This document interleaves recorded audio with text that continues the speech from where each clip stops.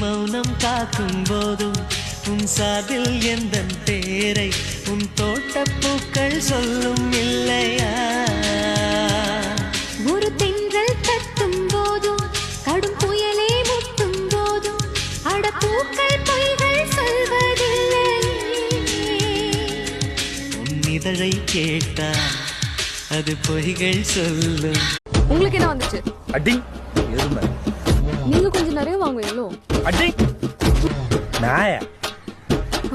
மூஞ்சி லோக்கலா இருக்குல்ல, எப்படிதான் மேட்ச் பண்ண முடியும்? அடி சவுட். ரொம்ப கேவலமான கதையா இருக்கு.